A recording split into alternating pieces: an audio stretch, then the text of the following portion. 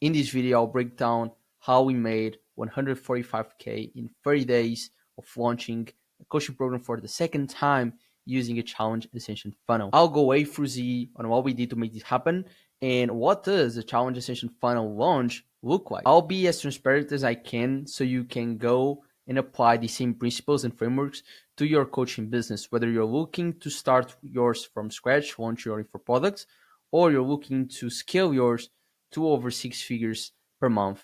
Okay, this works either of those ways, and if you're a marketer, you also get a lot of great insights from this video. And so before we get into this, a little bit about me. I'm Fred. I'm from Portugal. This is the first video in the channel, so I really hope you like this. I'm a marketer. I'm an operator. I run a growth partner agency that helps coaching businesses scale to over six figures per month, seven figures ARR. We've done it a couple of times.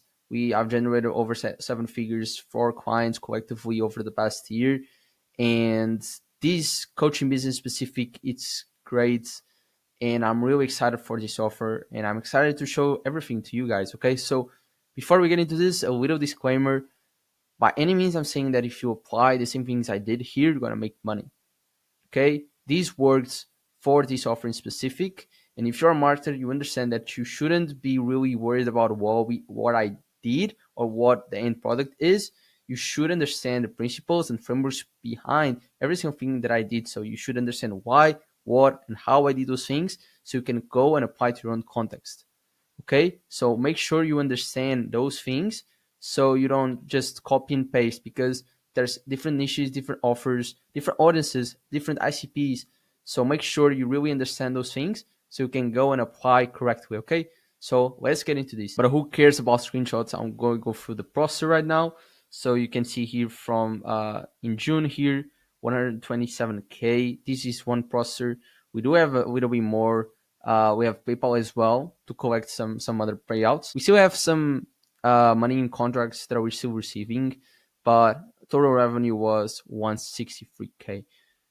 Good stuff, good stuff. And about this offer, so you guys understand everything. I don't know why I'm not. Okay, cool. This is an investment banking career coaching offer. Okay, we help students break into investment banking, secure multiple six-figure job offers in the first day in the job. Great offer to sell, great ICP. We're dealing with finance people, people that really care about the results. As I said, second launch of the program. First launch was done in March. We helped 90 students. We got 20, but one refunded. And from about March to May, we've been really dialing in the service delivery, which is essential because we launched with anything prior to that launch, and now we launch with some good infrastructure, and now we have a all service delivery automated system to generate results to the clients and have coachings in place so that the creator in this case is not worried about fulfillment, which is amazing in the second cohort of the program. And soon we'll be launching in Evergreen in August. So I'll be showing everything to you guys. In the first launch, we generated 71K in rev. It was 63K in cash collected. And with no previous results, we now had a few, but as you might understand, investment making usually takes some time. We actually had some luck because we launched right when the recruiting season began. Actually, was about to end. So we was about to win, and we had some pretty decent results with those students. So great stuff. And now we leverage those results. So challenge earnings was about 10K. We sold the ticket for $47, $27 upfront, and then $97 upsell. And yeah, it was decent. All organic, no cold traffic, no paid ads, nothing like that. So straight YouTube video, straight reel, straight story to book. Okay. So what we're gonna go through is first how we got 300 people inside the challenge, then how we did a low ticket to high ticket ascension, and key strategies to maximize cash flow front end and back end, and what we are using to scale now to multiple six figures per month consistently to 300K, then 500K. So first, what's a challenge funnel? Some of you might know what this is. Some of you might don't know what this is. So what this is essentially, it's similar to any other program, but like a boot camp. but it's we done a 3 day challenge. There's people who do 2 day challenge, 5 day challenge. Yeah, probably you have seen Iman's 5 day challenge. There's weeks challenge. There's people doing 4 weeks, 3 weeks challenge. I personally like 3 day challenge. It's kind of a live virtual event that you do, and this is the way you frame this.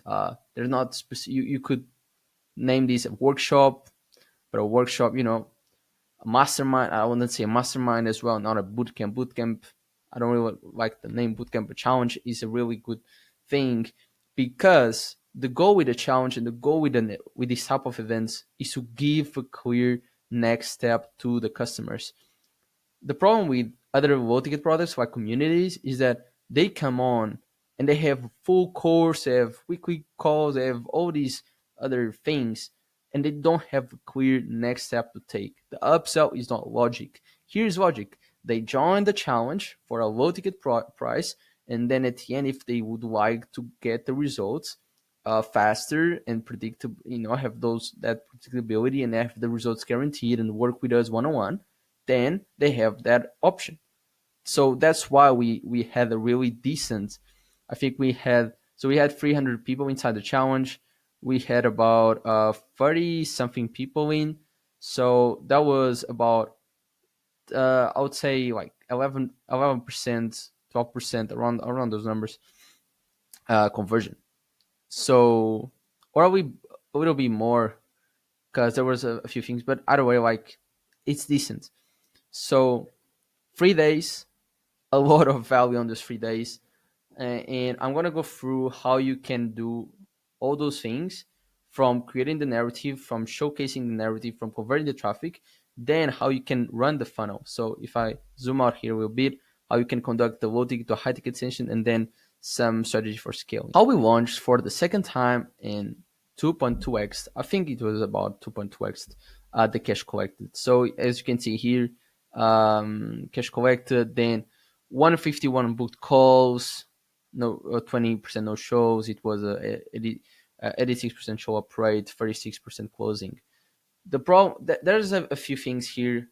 The sets are not amazing. We had some problems with the sales team initially, but now it's all good. Things happen, and you gotta deal with them.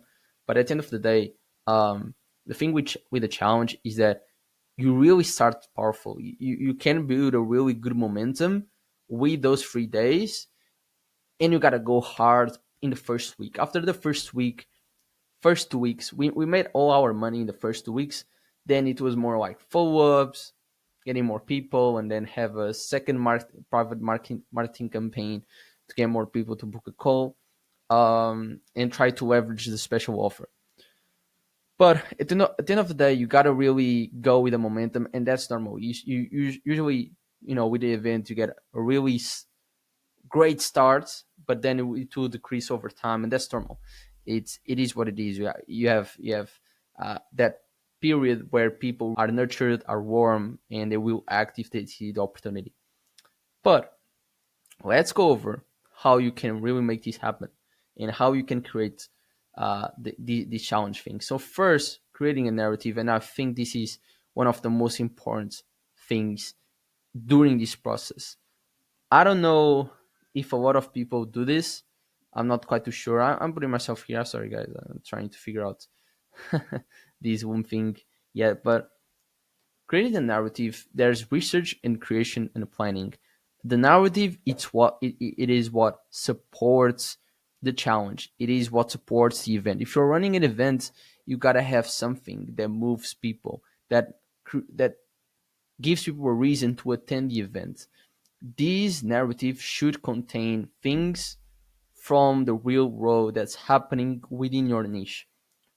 The best thing, and my best tip here for you guys, if you're creating a narrative, is 80% research and 20% planning and creation. Why? Because it's like writing a book, or writing a journal. When you're creating those pieces of content, you should really put a lot of effort and time into researching, into collecting data, information, get yourself really into what's happening, so you can have bullets to use when you're doing the marketing. If you don't do that part correctly, then you sacrifice a lot of good material that you could potentially leverage in your marketing.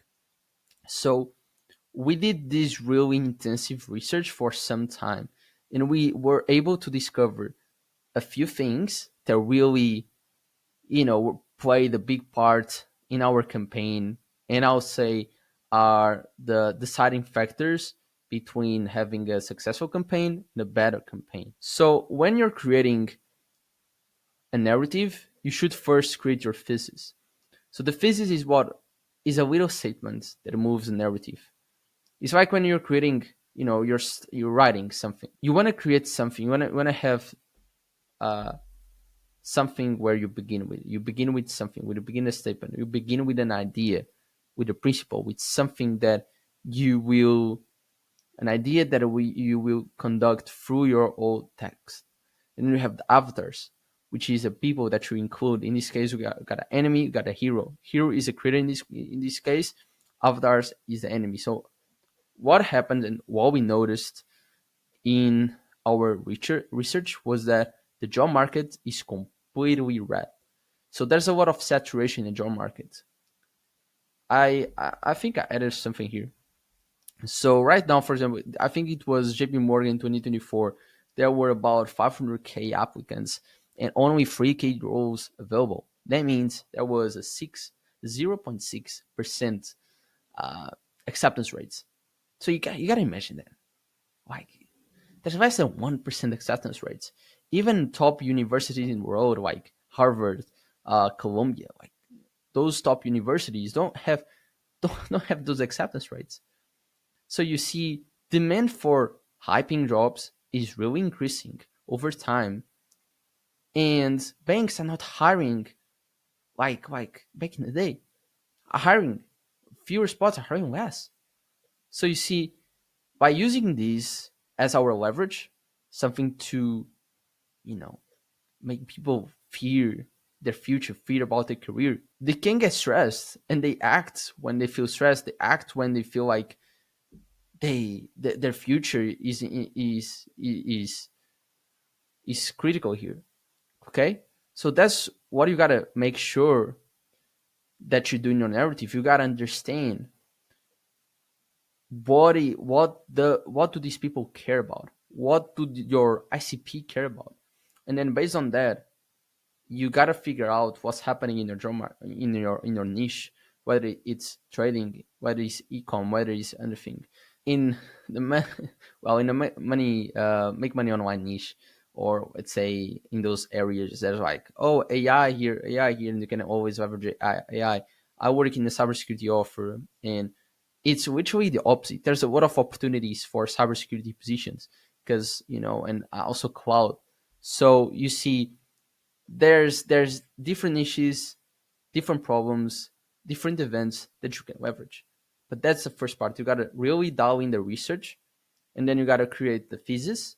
You gotta understand who are you talking to. You gotta understand who are you targeting during the test. So in our case, the enemy was the recruiters, was the people who had insider knowledge and were always one step ahead in the market.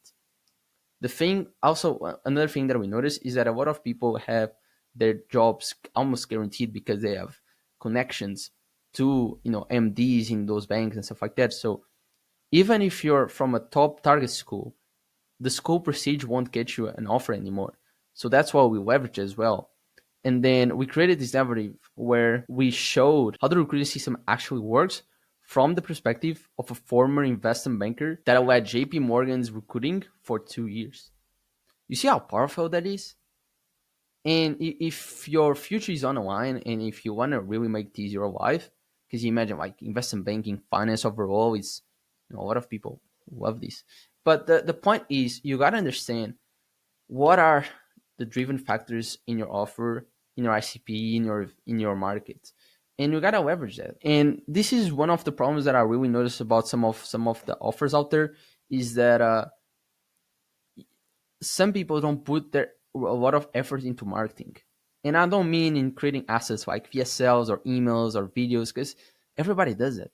But in terms of leveraging the market, leveraging your niche, leveraging everything, your offer, and having data from the job market or from whatever market you're competing in, and you leverage that, and maybe you revamp your offer into that. Maybe you create these type of events, leveraging the events within your market. Maybe something occurs that you can leverage to your strength. Like you just gotta be creative. You gotta really leverage that research and then put it in the marketing. And once you get this first initial part done, so you write the narrative, you understand what you're aiming for, you understand that first part that will give context to your events. Then you create the pieces of content like YouTube videos, reels, whatever that you're gonna do, and then put them all in this little warm up. I think it was Sam Ovens who was doing these type of things, and we do as well to kind of keep ourselves on track. Help us a lot. So that's the thing. Narrative is this, guys. It's not that really complicated to understand, but to actually pull this off, it takes time. Like takes real time, like weeks and weeks of pure research and try and failure. Like this narrative, I believe I tried to write this narrative a couple of times. Like I think it was like the 10th time it got good, So it takes time to pull this off. But now the first part is done. Let's go into showcasing the narrative. And this part is you gotta generate traffic, and then you gotta redirect the traffic, gotta convert the traffic through those CTAs. So how we did this part was mainly for YouTube. Okay, we posted only 3 videos. We of course we could have posted more. Oh, we could have posted more reels. Oh, we could have done more things. Yeah, whatever. You like. Sometimes campaigns don't go perfect. I believe yes, if we had posted way more times, probably we could have gotten a way more better result, because then it's just a matter of volume and people seeing the landing page. That's a goal. That once you get the stats right, it's just a matter of getting traffic into there. But for us, this worked because we put a lot of time into the market, into the marketing. Sorry, and the first and most precious asset was this one. So this one got us 143K views because we put a lot of we put a lot of effort into preparing this specific piece of content. We saw an opportunity in the content space that nobody was doing this type of videos for JP Morgan in this case. So we filled out that gap that gave that gave us a lot of views in the first month. So our campaign was in total 17 days. So we posted that right away, got a few sales from that. So the structure of the video was basically the intro, then you got the first tips, then you got the little CTA where you say, hey, by the way, I have this going on. I'm gonna be explaining better at the end of the video. But if you want to check it out now, you have the link below. Then you go through the video, and then by the end you have the hard CTA, which is like super in depth. I'll show you to you guys then in the CTS part. But anyway, this video worked a lot for us, and then it was a pure curiosity focused video to get a lot of views, and then we targeted the people who we are trying to help in this event by giving away or posting a middle of funnel video. So for us, we have 3 categories. So we have the interest, consideration, and push. Push is where we give like really hard CTAs, and we do this through a VSL. So to kind of give you guys more context into this, is that we divide so we have the top of funnel, middle of funnel, bottom of funnel, and how we view this is the top of funnel just pushes through curiosity. So people click on these videos. Sorry. So people click on these videos because they are curious about what the hell is going on here. Not necessarily because not necessarily is our ICP. It attracts a really broad ICP. But what happens is if people are nurtured and if people like those videos, they usually go for, okay, cool, I want to see more. And usually they go for these type of videos and these type of videos. So this one targets more the audience that we want to help. But this is not a VSL. This is more like a skill based video. So we have curiosity focused videos, skill focused videos, and then CTA focused videos. Where, for example, here in this one, so this video is skill focused, where we just give pure value, and maybe you have a little CTA there. This one, actually, I feel like it's the best type of content that works for us, which is you have the top of funnel thumbnail and top of funnel um, subject, and then you have a middle of funnel video where it's all skill focused with a lot of value. So this one is not like really valuable; it's more like curiosity. So and then basically at the bottom of the funnel we have these VSL that made us so much money, bro. These made us so much money through times, even to go for this was the main assets in the first launch, but in this launch it's still converted and made us money. So this is a pure VSL. It's a pure VSL, and I'm gonna be explaining the next video that I'm gonna post about this launch. But this was 5 sections in just pure sauce, but with the right CTAs. So the difference between these and the other ones is this one is a pure VSL. Really, we have the intro all written, have all the sections right, they have the CTAs right, and they have the CTAs for the program. So it's more like a VSL. To explain this part a little better, we have these little funnels. So people are aware of our brands when they go for or they watch a top of funnel video or a reel or whatever, and they start, they are aware, and usually people stay here for a long time. Some people never leave this section, but when they watch these and they like what they see, they go for another video. And if they are our ICP, they go for the videos that instantly attract our type of audience. So, problems like networking or technicals, or in this case, or like just a VSL. And this builds interest. So they get interested in, our brand, getting skills from us. So they start learning skills from us, starting really learning stuff from us. And when someone starts learning from somebody, they usually consider their help, especially when they talk about problems in the right at the right time. So they talk about problems and then they CTA to get them there, or to get help from them. And that's when they build the intent to go through the funnel, book a call, and start evaluating your product and then purchase. This is the funnel and idea that we use. They know, like, and trust you, and that's pretty much the funnel that we make. And then from here we have a little ecosystem that sends them to IG. So on IG, basically what happens is that we have these top of funnel videos, middle of funnel videos that attract a lot of viewers, and then they go through the ladder. Basically, they watch something for curiosity, and they usually go for skill based videos where they get nurtured. And once they start considering our help, or they start learning and liking our content, they usually go to our IG. And on IG, we don't do any reels or stuff like that. We're probably gonna do eventually, but now it's mainly stories. So we nurture those people through stories, and then we have the DM CTAs that they usually work for us. And guys, these worked. I think this was the best story sequence we ever done here. This story sequence converted like crazy for us. Not crazy in the sense like, damn, like thousands of people know, but for our traffic on IG was really good. And the way we did this is we have, in the first one, we have deadline, we have proof, and we have time. These really, like, okay, cool, 200 people will sign up, have the deadline, enrollment closes in a day. Damn, wow, what's happening here? And then we have this pattern breaker that's just really good stories.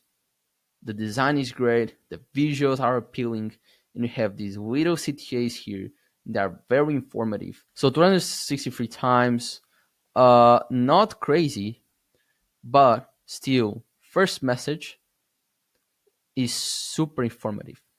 One thing, this depends on your niche. your ICP.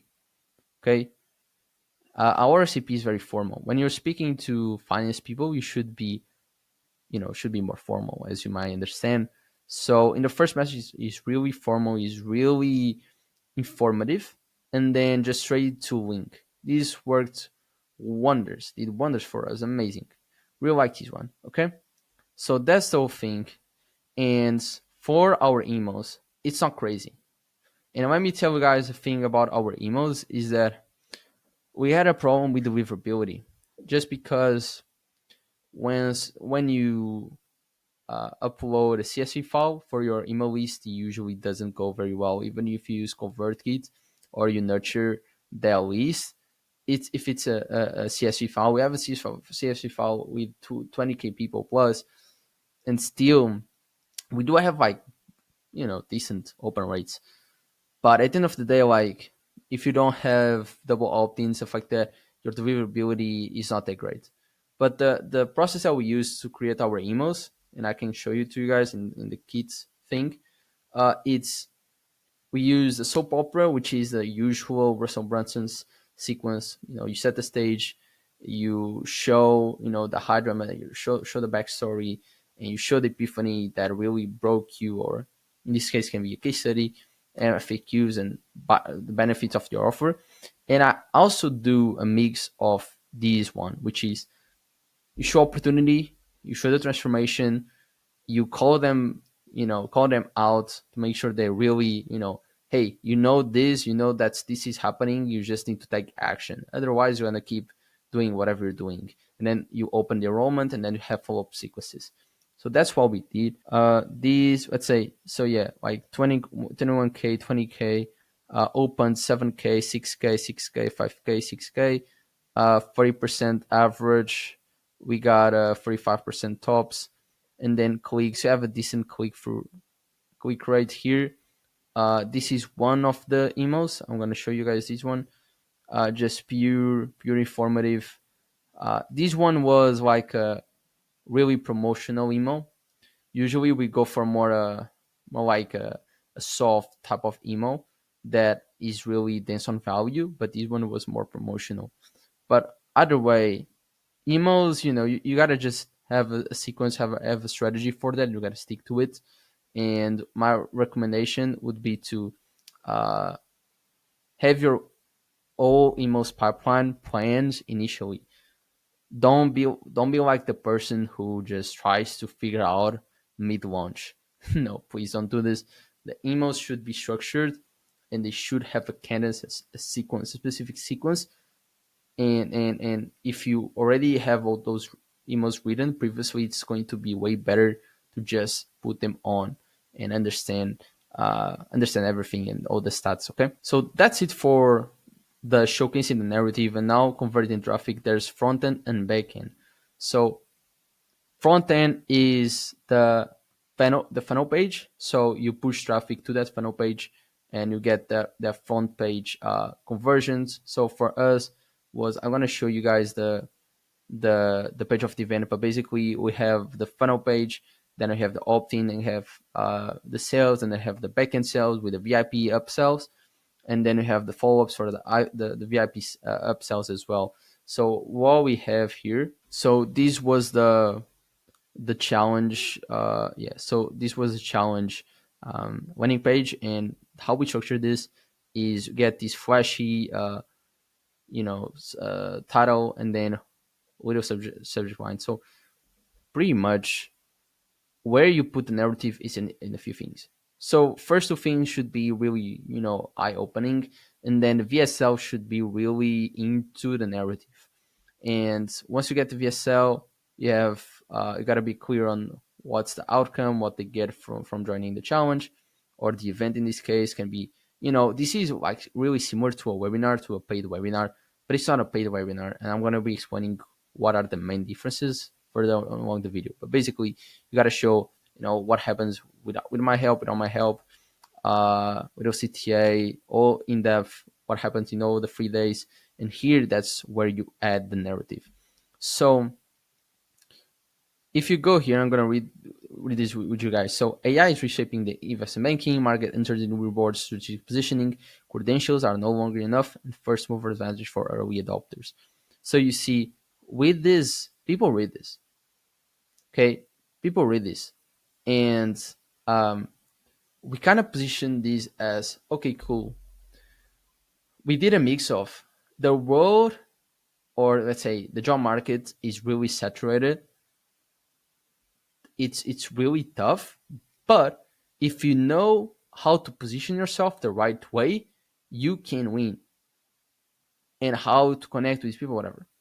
So there's a few things, there are a few tweaks in a narrative that you can do to make it better and to get this little spike in people's head, like just not so negative. It's like, okay, here's the negative part, but here's the good part. So you start with the negative, and then here's the good part. I think Armosi spoke about one thing about this. For example, when you're speaking to somebody, and either you can, for example, I'm not quite too sure the context of this, but basically, if someone invites you to their party, and you say, "Oh yeah, thank you for the invite," but they know it's bad. But if you start with, "Actually, I'm not in town, but thank you for the invite, thank you for this," you see, like, just that little switch can make a difference. And the same thing with storytelling. Then you go with the biography, and then here you show more proof. You always go for the you always go, and probably now you've been noticing, you always go for the bad part and then the good parts. Always, always, always.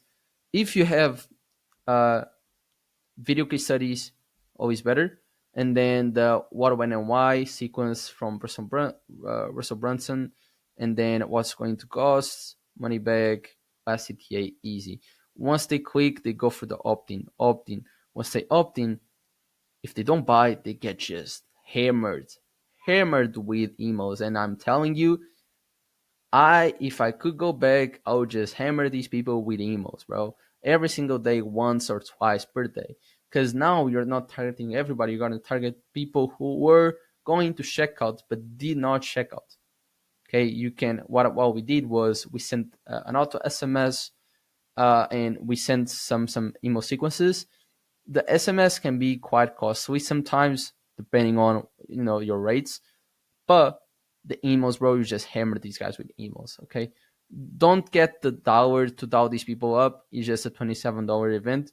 You should focus on the leads who purchase. What happens if somebody purchases? If somebody purchases, they go to this page right away, and this is the upsell page. So a second step sell, where they can just, with the click of a button, they can go and they can purchase these. Okay, and the way you position the VIP, there's a few things. There's always ideas and different ways you can do the VIP tickets. Our way was to give out tangible stuff. So in one offer, it was just access was implementation workbook. Second offer was the bundle, resources bundle, the banking toolkit, just tangible stuff, plus a few calls with the creator. Was a nice offer. We had like I think it was a 25% upsell or less. Actually, I think it was around 20%. I don't have the stats here near me, but anyways, it was about 20%. Not very bad. Usually, you get 20% in every single thing. What we did was on the page to opt in was a little bit less than 20%. On opt in to purchase was 22%. So not bad at all as well. We didn't have that much traffic on the page because it is what it is. Sometimes you don't control the page that goes to your page. We had the problem with links. We had so many links in the description that also description of the videos, which didn't help us with that. But at the end of the day, if you don't, run code ads to this type of page, or at least like some retargeting ads, you always can get these little things where, oh damn, I'm not getting the right traffic in the page. At the end of the day, this is how you conduct the event. You get the narrative done, you get the research, and you plan the events. Then you start planning the YouTube videos. I always recommend YouTube. start doing the IG story sequences, the reels, and then from there you plan the CTAs, you do all those things. You have the landing page, you have the VIP landing page, you have the backend sequences and backend things for these people, and you're good to go. And now let's go over the low ticket and high ticket extension, and some let's be here for a little while. So when someone joins the school, so what happens in our process is if someone joins, they go to the VIP page, but at the same time they receive an email that sends them to the school community where we ran this event. So the goal with this is first get people into the first day. So they member joins, sales team reach out, hype day one. So let's go part for part. First part, member joins the school, they present themselves, intro, pretty much basic. Sales team reach out, then hype day one. So hype always day one, hype day three.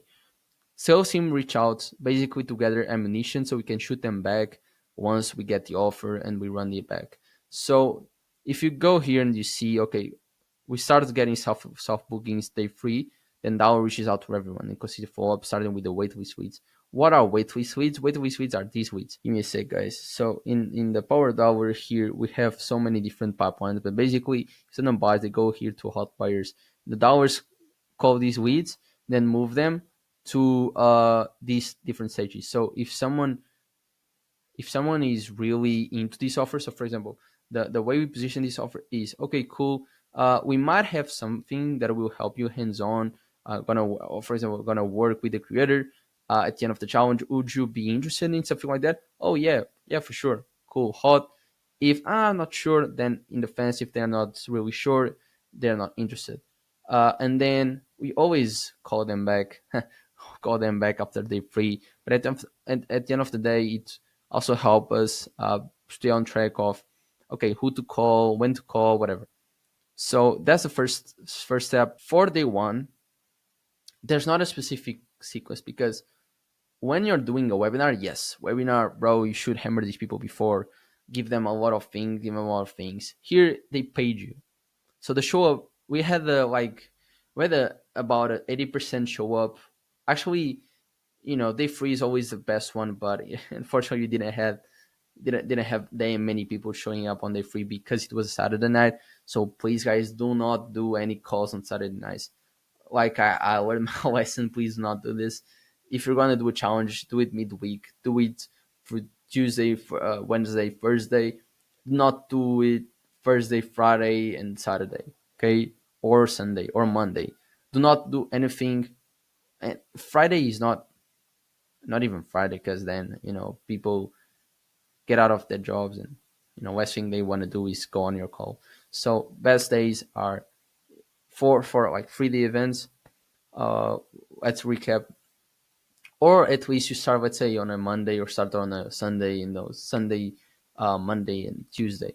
You just gotta make sure they free is a good day for them to attend. Okay, but at the end of the day, like this is how you approach, and please on those 3 days do not gatekeep. Just do a lot of value. As you can see here, so we have the VIP one and every 3 hours, 3 hours, 3 hours, and then our little pitch was about here at the end. Okay, so as you can see, it's a lot of value. And by day three, these people are gonna be whoa, damn, it's gonna be way warmer. Like they spend 3 days with you, 3 hours each day. They are just so warm. That's gonna be easy to buy. And on day three, you do the pitch. Okay, so let me see if I'm not missing anything, but I presume I don't. So on day three, what you're gonna do is you're gonna have a special offer. I can do a whole video on how to pitch, but pitching on webinars is very different from pitching here because on webinars the process of pitching is like it's not that you know get just 1 hour of value, then 1 hour of transition into sales. Here it's more like get 3 hours of value, 3 hours of value, 2 hours of value, and then hey guys, can I pitch you? Amazing, cool, yes, of course, and we pitch the price as well. So our approach here was really informative, and you should be really informative. These people, okay, you do need some sales tricks and some marketing tricks to kind of like reframe their thinking, but at the end of the day it's like okay, cool, this is my offer, this is the deliverables, this is what you get from work you and me one to one and my team, and this is the price. And with the price, actually, I would be curious to see what would be the performance of the event if we didn't pitch the price. But because it's always a problem when you pitch the price, because some people, what's gonna happen is they're gonna be scared of the price because they can afford it. So what happens then is, okay, cool. They might have questions, and the dollar is going to dial them up, and probably they're gonna say that happened. That happened to us one time. That person in specific said that they didn't book a call because they had a specific question about if we help people outside of the US. So you see, you have potential problems with that, and then your sales team are going to call these people, and some of them are going to be like, no, I can't, I don't have the money. Normally it is what it is. We did book about 20 calls on day 3, which is pretty nice, and then we posted work with me. So um if I can give you a tip when creating this type of post, is just be straightforward and be informative. You're doing, as I said, you cannot gatekeep. These 3 days are events, are really in-depth master classes, and when you pitch something, you should just give a lot of information about that thing, because the action that these people will take, they are already warm. They don't need that crazy incentives. Maybe just a little, marketing tweaks, but do not do like any crazy copywriting. Just be like, cool, this is what I have in here. You can work with me one on one right now. This is the offer. I'm only accepting 30 people. Right, okay, cool. And then what we did as well was that we sent the recording here, so more people into the recording, plus an email as well, just talking about the same thing. And then we did an SMS broadcast, just saying the same thing as well, like, oh guys, I sent the recording. You can check it out in the community. And if you didn't notice, I have this program. You can comment banking. So it was an SMS podcast, and we got a few people from there, not crazy amounts, but sometimes deliverability rates on SMS are not that great as well because people are in outside of the country. So once you do those things, you get a start calls coming in. Now reach out to everyone. You triage these people, make sure they attend their call. This is our process, by the way. I'm gonna go show the SOP for this, but then you gotta make sure that you call everyone again. Of course, starting with the people that you know, and then you just keep with these consistent, uh, consistent follow-ups through 2 weeks, and then you do a little campaign as well. So what we did was we did these follow-ups through 2 weeks, and then at the end of those 2 weeks we did another post, and this post was a value-based post where we noticed that a lot of people, through our little market research within this community, we noticed a lot of people had problems with the execution part of things rather than information. So they had the information, but they had an execution gap. So we basically position our calls as roadmap calls. We got an extra bookings there. Of course, some people were just time wasters, but we got some sales through those through that campaign. Other than that, it was simple. Was all private. We made 145K all privately, so without any code, paid ads, nothing like that. So it was a decent campaign. All right, and then for wait, just before we get into the SOP, let's talk about the special offer. What should your special offer look like? First, you should be limited by spots. 30 spots, cap that shit to 30 spots, and that's it. Okay, limited by time. You can choose to do this. Um, to be fair, I like limited time offers for free stuff. So if you're doing, for example, a free webinar, I like limited time offers. Other than that, I'm not really I like the limited spots. Okay, just give us more time to play with whatever. And for the special offer, you should have a lot of bonuses. Just add a lot of bonuses and make sure you present your offer the right way, so they see the value right there. Especially if you're telling the price, then you gotta really make sure that you do that right, because then you can. It's a one time chance. It is what it is. Even though these people probably like you, these people are really warm, so they can give you a second chance. But at the end of the day, if you do a bad pitch and you do not show the product the right way, and then you pitch the price badly, then you're gonna kill a lot of leads. So let's go over the SOP for this. So I already showed you the why this is the thing that we spoke about. I think let me just go through this first. So this is the pre-event SOP. So the upsell, then you got welcome email, notified team, the hot lead, auto SMS, then what's a message, if they're not from the US sometimes, dial lead within 5 to 10 minutes. Sometimes it is what it is, reps miss it, and then have conversation with them. Welcome sequence, we have a nurturing sequence for people who join. Of course, always, even though they paid and gonna show up, you always need to nurture people a little bit more. And then the SOP for booked calls is quite simple, but basically we have the first page, and I'm gonna be actually just a little thing here. I'm going to be uh, redoing and doing a completely new sales process. So this is not updated, but what I want to make it clear here is don't do reminders. Fuck reminders. Don't do reminders, please. Just just be personalized. Okay, our approach is very personalized. It's very value based, and you just give a lot of value, a lot of proof, and of course you're gonna have the reminders, uh, but reminders should be personalized. So make your sales team reach out to people. Make your sales team personalize their experience. Okay, and send them a lot of emails. Send them two emails per day. Send them 3 emails a day prior to the call. One thing that we do need is we need to check their resume to make sure that we can help them.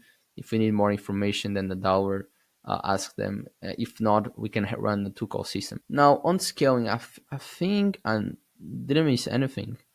But now on scaling, right? We and just make it clear, this was the second launch. Was the second launch is a cohort, and now thankfully we have a service delivery system that does not depend on the creator to fulfill. So now we can uh, take time to be in the product development and put these efforts on scaling and marketing with us, so that we can really scale this software as fast as possible. And the main difference between launching cohorts and actually having an evergreen offer is, of course, the system and how systemized the whole thing is. But at the end of the day, is how repeatable are your actions and how much data you track, or how often you track data and everything that happens within your business. So having a systems for everything, system for content. So having a content system that you constantly check the KPIs, you track the performance, you track how many sales you got from each video, you track every single thing from each video, each piece of content that you put out. That's the best thing that you should do. And then if track your sales process, refine your sales process. Now you got data. Now you know what works, right?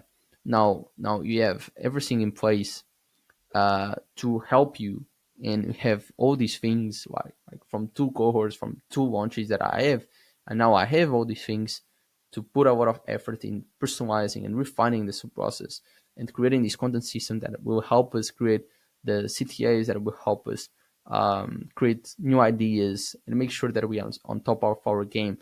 And on top of this, I really like the YouTube 5G ecosystem. I spoke highly of it, and it's amazing. I'm probably gonna run some reels, but at the end of the day, it should be simple for us to create. The problem with this type of events is the friction it creates. Not only, of course, it's like it's a low ticket thing, people gotta pay for this, but it's not just the friction on the front end side of client acquisition, but also for us, there's a lot of friction to make this happen. It takes a lot of time.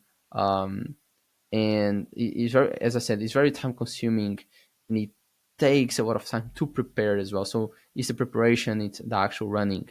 That's why energy draining. It's not the best way. So I really like VSL funnels. They're incredible, bro. And I'm gonna be having a VSL funnel with a welcome sequence, and then I do have some other strategies that I can't say to you guys, unfortunately. But yeah, I'm really hyped for what's next, and I'm gonna take you guys in the journey of scaling this software. It's gonna be amazing. And also another thing I'm gonna try is probably monthly webinars. Webinars are great, free pieces of content, and then you can always repurpose that into your own processes and use the webinars as assets. So monthly webinars are great. I'm gonna be trying those. Just to give you a little heads up, I'm going to be posting the next video about the past case study, which is interesting because I made that Figma board back in the day in March. So I was reflecting on how the offer would be by now. So it's kind of it's very interesting to make the video. I hope you enjoyed this video. I hope you took value from it and you learned something from here today. If you run an educational company, a coaching business, looking to sell to multiple six figures per month, I would be very happy to help you. I'll leave my account link here below. You can also reach out on IG. I think that would be better because that I can go through your funnel, your profile, stuff like that, and then make sure that we don't waste our time on a call if I can help you. But yeah, I hope you guys like this. If you have any questions, please reach out to me on IG. If you're new to the channel, just drop a like and a sub. Okay, this is the first video of the channel, and I hype for the journey. If you have any ideas, content ideas that you want to make, you can always reach out. You can leave it in the comments. You can send me a message on IG. I'm happy to help, and I'm happy to always speak to you guys. All right, see you later. Bye.